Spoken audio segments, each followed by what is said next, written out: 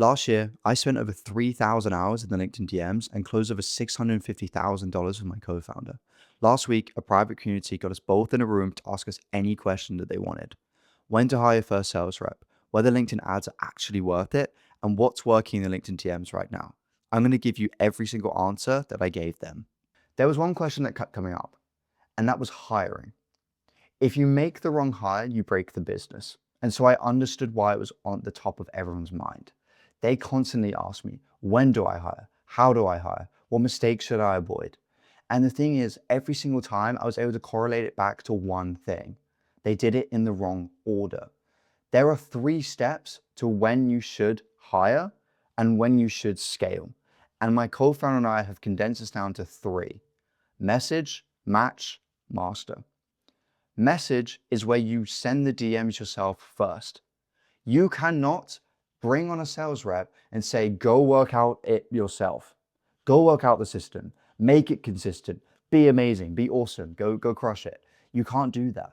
You have to first do it yourself. And I know it hurts, but do it yourself, work out a system that's consistent, repeatable, and easy to delegate. And the point of doing that is that when you hire the sales rep, they know what they're doing from day 1, not day 50, which I've also seen. So once you've done the DMs yourself, it's consistent. You're booking meetings, you're seeing results, they're closing. That's an important one as well. That's when you match yourself with the right setter. Because that way you understand your voice, you see what converts, and you have a system that's repeatable. That's important. And once you have that, then you can master it. You can start to bring on more people, bring in more leads, and close more sales. Because at that point, because the system's repeatable, the only thing that can change is the amount of people in the system. And obviously more people in the system, the better it becomes and the more results you get. So order is usually the thing that people get wrong. You have to message yourself first, then match yourself with a setter, and then you master it. There's no other way of doing it. So how do you actually hire a setter or a sales rep? Whether that's someone to do DM setting, whether that's someone to do phone setting. How do you actually do it? Now we have a sequence that we do, which is we go to communities, mainly on school, which are free, and we put out job applications. And then on there, people can then apply for a job. And once they apply, we then get a notification where AI then literally looks at all the applications and it surfaces the people who look like someone who'd be a good fit for the role. But you've got to have the criteria for that. Sit down and go, what criteria do I want to see in an individual to guarantee that they're going to get me results? And you're going to love working with them. Make sure you have that, because then AI can surface the people who match your criteria. From that point, we then are likely to review their looms and have a look at their character. Now, what are the things that we're actually looking for? Here, we are looking for character and we're looking for motivation. I know, and maybe you can't do this yourself, but I know if someone gives me a hungry sales rep that is very driven and they have big goals, I can train them pretty much to do anything within the sales domain. Whereas I've seen instances where we've brought on people with 1 year, 2 years experience, but because the hunger's gone, they didn't contribute much. They were mediocre. What you want is an individual who, and I will be honest, they're usually quite young because they are so driven, they're so motivated that when you bring them on, you start training them, they pick up things so quickly that they get to the level that you want faster and they stay there. And that's the important bit, staying there. Then once we do this is actually slightly in the wrong order. We then put them through a practical test. So this here, practical test. This is to test how quickly can they actually do a task. If I say to you, hey, go do this task, and it takes you 3 weeks to do the task, you're not going to be a good candidate. And so that's why it's something that we do. So we go, hey, here's a task, and we usually go along the lines of analyzing DMs. What would you do differently? And a couple other things as well. You can start to create your own kind of test that you want to put people through before you meet them. Then from that, you see how quickly did they submit that to you? Did it take them a day? Did it take them weeks? If it took them a day, that's good. Speed is always a key to success. If they're fast at doing things and they execute well, that's a really good indicator of success.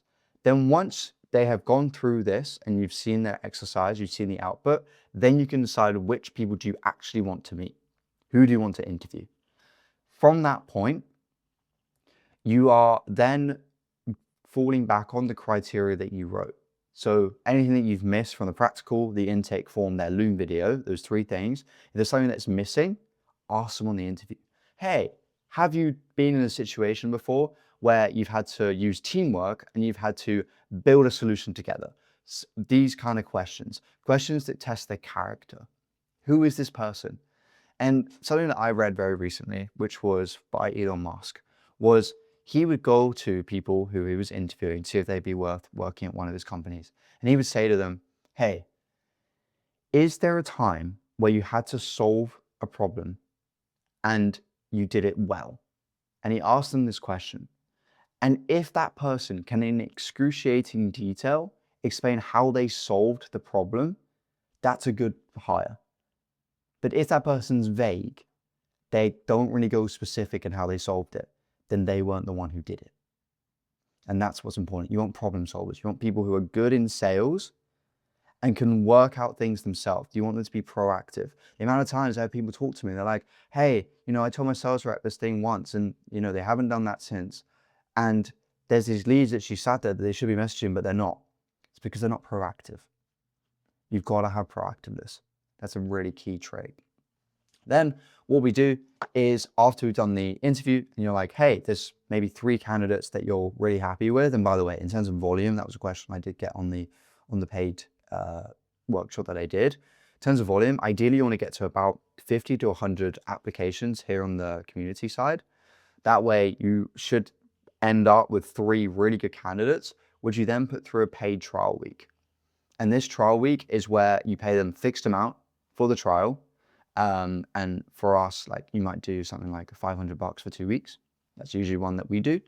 And you put 3 people through. Now this way you create no biasness with the person because you have 2 others. And so there's not like going to be any favoritism and that's not going to affect your judgment. Plus, if one person drops or one person you misjudged and you're like, oh, I thought this person would be good, they're not, then that way you can fall back on the other 2, which is nice. And then finally, once you've done the paid trial, and ideally I would set a KPI, like what result do you want to see in that time frame? You then sign the contract and onboard them fully. That is how you hire a seller. And this only happens, as I mentioned, when you have a system. You have to have the system that's repeatable first. Cool. The second thing that we ran through in the private workshop was what's working in the DMs right now. Now, you may look at this and you'd be like, oh my God, Ewan, I have received a message like this every other day on LinkedIn. So do I, because what this message does is it personalizes my name, not my problem. It is so generic. Just want to share, we help businesses like you to book high quality 50 meetings with companies, president or CEO who are generally interested and ready to receive a proposal. Is that the pain that I have? No. And so I'm going to look at this and I'm going to be like, this does not apply to me. It just doesn't apply to me. And so I'm going to ignore it. And so the point is, the bar is so low right now because people are sending these shitty messages that are not personalized to the problem. They're not specific and they really haven't done their research. And so when you do your research and you actually write a message that's good and valuable, you stand out so easily, which is really good. So yeah, I literally got this one last week. So that is why 97% of LinkedIn DMs get ignored. Cool. So what is the playbook to doing this right? Now, this playbook is written from literally 2 years of knowledge of what we worked out you need to do. And so the first thing you want to do is build your list. So who are the people that you want to target? And what is key here is the quality of the list will dictate your reply rate as well. So really do spend a lot of time making sure you've got the right people on that list and enough context. Context-driven outreach will do so many dividends in the long run because you have context to write about in the messages that you send. The other thing as well, just to add like a caveat, make sure your profile is optimized. Does it say what you do within 5 seconds of me landing on it? If it doesn't, then remove it and change it. It's got to say what you do so quickly. Cool. Then you want to connect with that person, send them a blank connection request. And from that, you will probably see around a 30% acceptance rate. That's usually the average on LinkedIn. So if you send 100, you get about 30 back, which is good. And then what you want to do is this, again, based on data, This is the highest performing message at the moment, has a 63% reply rate on my co-founder's account. You would want to say something like, "Your name," or "Hey name, appreciate you connecting with me. Although I never know if people connect with me just to grow their network or for something specific." And then you leave it there, and then you follow up with PS, compliment their profile, website, post, anything on those lines. That is a slightly condensed version. What I said verbally is what I would use. And the reason this works is because it's personalized through the PS at the end, but also if someone's connected to you for a specific reason, they'll tell you, "Oh, I connected to you because I really like your content," or "I connected to you because I'm interested in what you do." That way you don't go through this long-winded approach of opening with this like, "Oh, hey, it's really cool where you live," blah, blah, blah. And then that never goes anywhere. Because by opening this way, they see, "Oh, I did connect to something specific." Or they'll just say, "Oh, I'm just connected to my network." You're like, "Oh, no worries. Pretty sure I've got loads of LinkedIn friends I've never even chatted to." Oh, and then you start a conversation and it's humorous, which is good.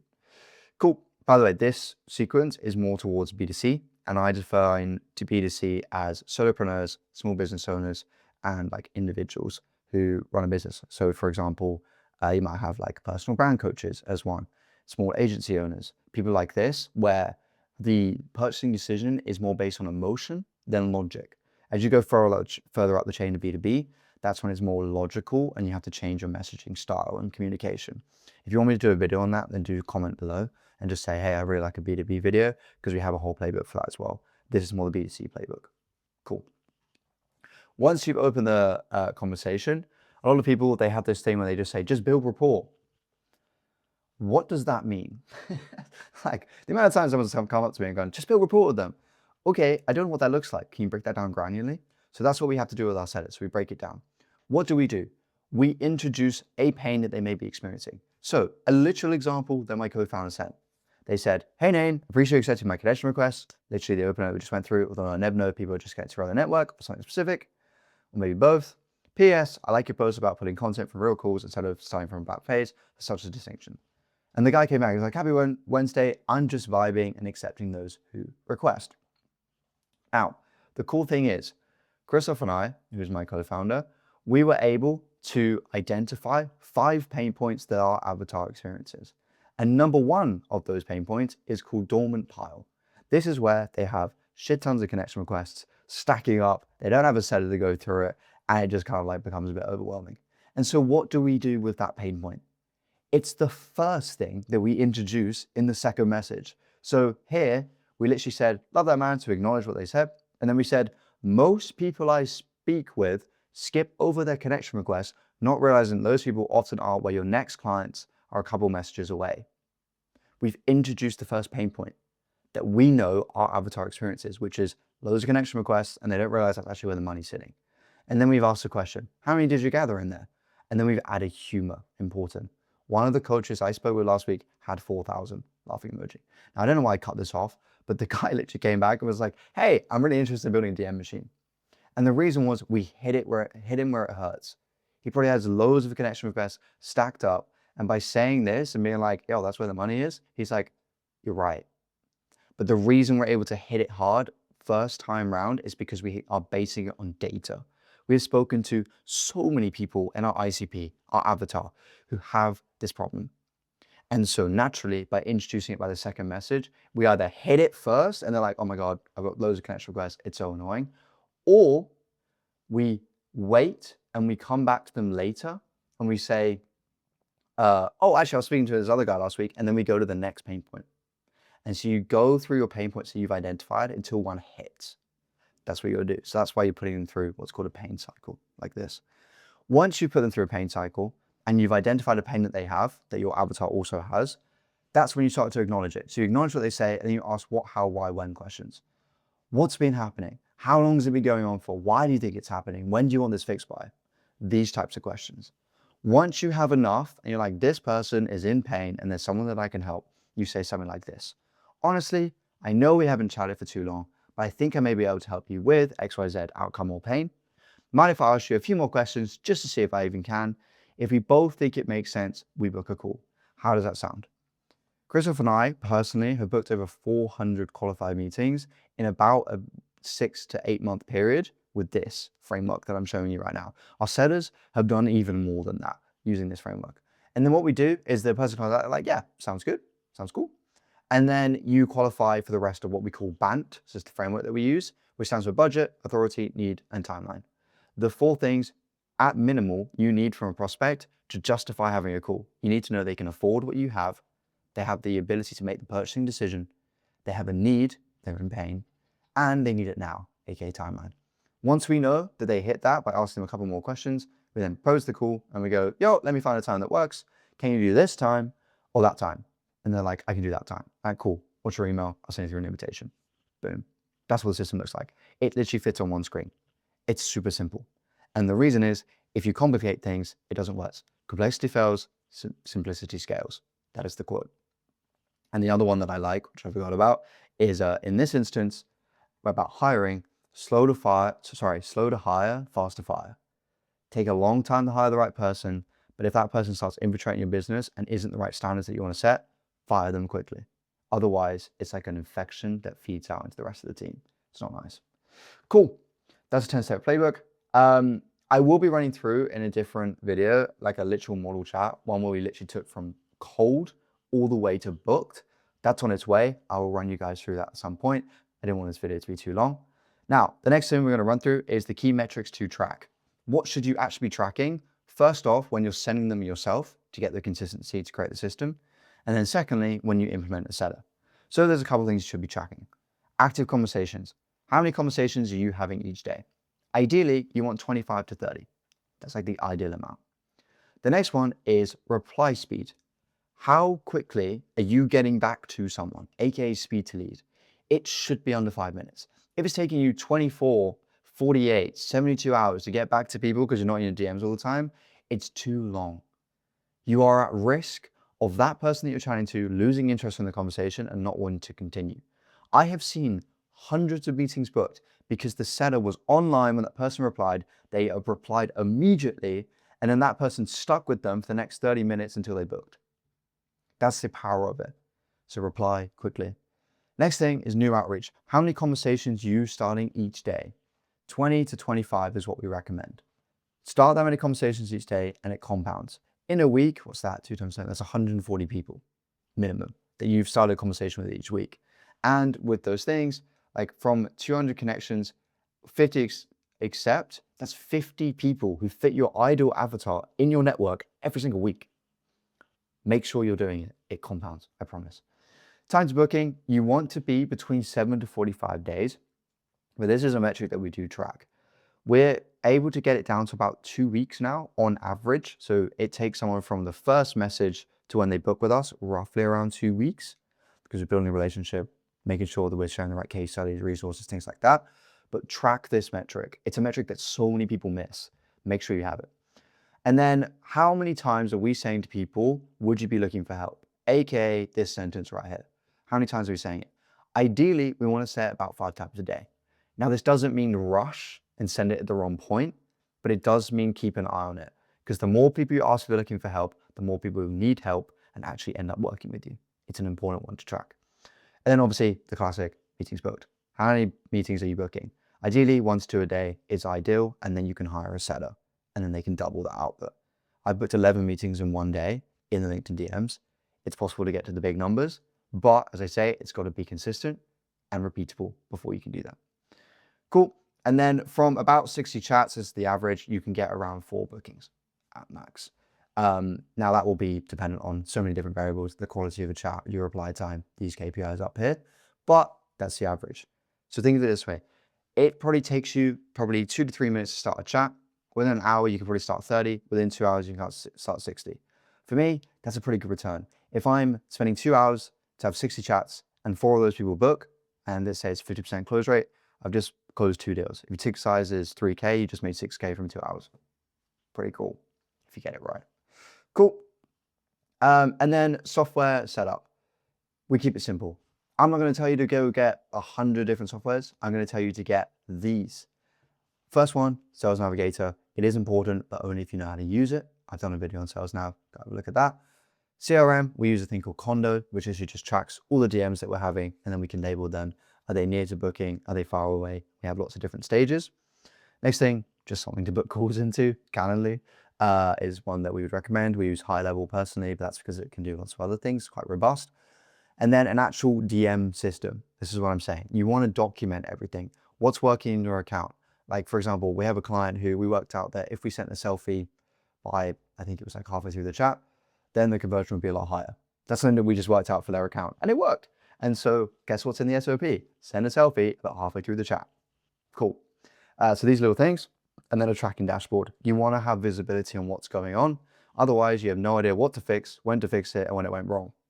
If you can constantly look at the numbers each day, you'd be like, oh, we're not starting enough chats. Okay, I'm going to go speak to X person and be like, hey, yesterday you only started 10 chats. If we can double that, that would be ideal. And then we're keeping on a consistent baseline. That's how you get the consistency. Tracking it and making informed decisions on what needs to happen next. Miss one and the process leaks. Cool. Finally, should you run LinkedIn ads? It's a very simple metric, whether you should or whether you shouldn't. You run them when you already convert inbound well, so organic's working, you have a setter or a backend for the leads, and you already have a working system. Ads is an accelerator, not a fix. It has to convert first. This is so key. I see so many people who are like, I'm not getting any leads. It's really annoying. I'm not doing anything on organic. Okay, we're going to run ads to fix that. It doesn't fix it.